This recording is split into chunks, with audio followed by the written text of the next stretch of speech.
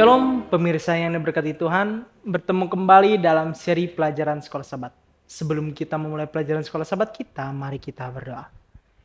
Ya Allah Bapa kami di surga, pada saatnya Bapa, kami akan memulai pelajaran kami, kiranya Engkau membimbing kami dari mula sampai akhir Bapa.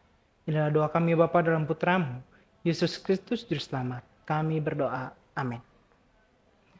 Pelajaran Sekolah Sabat kita pada hari Rabu 11 Juni 2025 berjudul Haman dan Iblis. Dalam kisah Ester kita bertemu Haman yang haus akan posisi dan kekuasaan. Dia diberi gelar yang sangat menonjol di kerajaan di atas semua pembesar lainnya dalam Ester 3 ayat 1. Jika kita membaca Yehezkiel 28 ayat 11-15 dan Yesaya 14 ayat 12-15 tentang Lucifer, kita dapat menemukan beberapa persamaan dengan Haman. Seorang antagonis jahat terhadap umat pilihan Tuhan yang menolak untuk tunduk pada supremasi Tuhan. Niat iblis yang menyeluruh terungkap dalam kisah percobaan Kristus, di mana dia membawa Yesus ke tempat yang tinggi untuk menunjukkan kepadanya kerajaan-kerajaan dunia. Matius 4 ayat 8-11. Kristus, seperti yang telah kita lihat, datang untuk menebus dunia dan mengklaim sebagai miliknya. Dan dia melakukan sebagai salah satu dari kita. Yesus adalah sanak saudara penebus, dan tentu saja harga yang dia bayarkan untuk menebus dunia sangatlah tinggi.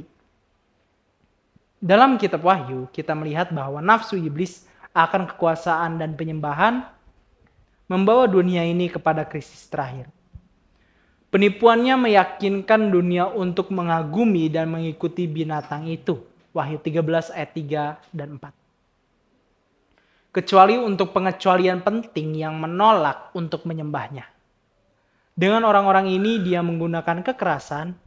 Haman memperhatikan bahwa Mordekai, salah satu umat pilihan Tuhan, tidak akan tunduk kepadanya atau mengakui apa yang dia yakini sebagai haknya untuk penyembahan. Dia dipenuhi dengan murka dalam Ester 3 ayat 5 dan 6. Dan dia bertekad untuk melenyapkan semua kaum Mordekai dari muka bumi. Bacalah Ester 3 ayat 1-14, Wahyu 12 ayat 14-17, dan Wahyu 13 ayat 15. Ester 3 ayat 1-14. Sesudah peristiwa ini, maka Haman bin Hamedata, orang Agag, dikaruniakanlah kebesaran oleh Raja Ahasweros dan pangkatnya dinaikkan. Serta kedudukannya ditetapkan di atas semua pembesar yang ada di hadapan Maginda dan semua pegawai raja yang di pintu gerbang istana raja berlutut dan sujud kepada Haman. Sebab demikianlah diperintahkan raja tentang dia, tetapi Mordekai tidak berlutut dan tidak sujud. Maka para pegawai raja yang di pintu gerbang istana raja berkata kepada Mordekai, "Mengapa engkau melanggar perintah raja?" Setelah mereka menegur dia berhari-hari dengan tidak didengarkannya juga, maka hal itu diberitahukan mereka lah kepada Haman untuk melihat apakah sikap Mordekai itu dapat tetap, sebab ia telah menceritakan kepada mereka bahwa ia orang Yahudi. Ketika Haman melihat bahwa Mordekai tidak berlutut dan sujud kepadanya, maka sangat panaslah hati Haman. Tetapi ia menganggap dirinya terlalu hina untuk membunuh hanya Mordekai saja, karena orang telah memberitahukan kepadanya kebangsaan Mordekai itu. Jadi Haman mencari ikhtiar memusnahkan semua orang Yahudi, yakni bangsa Mordekai itu di seluruh kerajaan Ahasweros. Dalam bulan pertama, yakni bulan Nisan, dalam tahun yang ke-12 zaman Raja Ahasweros, orang membuang pur yakni undi di depan Haman. Hari demi hari dan bulan demi bulan sampai jatuh pada bulan ke-12 yakni bulan Adar, maka sembah Haman kepada Raja Ahasweros. Ada suatu bangsa yang hidup tercerai berai dan terasing di antara bangsa-bangsa di dalam seluruh daerah kerajaan tuanku, dan hukum mereka berlainan dengan hukum segala bangsa. dan hukum raja tidak dilakukan mereka, sehingga tidak patut bagi raja membiarkan mereka leluasa. Jikalau baik pada pemandangan raja, hendaklah dikeluarkan surat titah untuk membinasakan mereka. Maka hamba akan menimbang perak 10.000 talenta dan menyerahkannya kepada tangan para pejabat yang bersangkutan, supaya mereka memasukkannya ke dalam pembendaharaan raja. Maka raja mencabut cincin materainya dari jarinya, lalu diserahkan kepada Haman bin Hamedata, orang Agag, seteru orang Yahudi itu. Kemudian titah raja kepada Haman, perak itu terserah kepadamu, juga bangsa itu kau perlukan seperti yang kau pandang baik. Maka dalam bulan yang pertama pada hari yang ke-13 dipanggillah para panitera raja, lalu sesuai dengan segala yang diperintahkan Haman ditulislah surat kepada wakil-wakil raja, kepada setiap bupati yang menguasai daerah dan kepada setiap pembesar bangsa, yakni kepada tiap-tiap daerah menurut tulisannya dan kepada tiap-tiap bangsa menurut bahasanya. Surat itu ditulis atas nama Raja Ahasweros dan dimeterai dengan cincin meterai raja.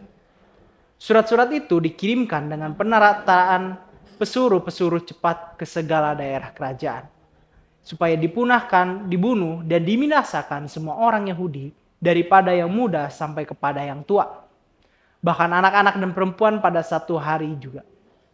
Pada tanggal 13 bulan yang ke-12, yakni bulan Adar, dan supaya dirampas harta milik mereka, salinan surat itu harus diundangkan di dalam tiap-tiap daerah, lalu diumumkan kepada segala bangsa supaya mereka bersiap-siap untuk hari itu.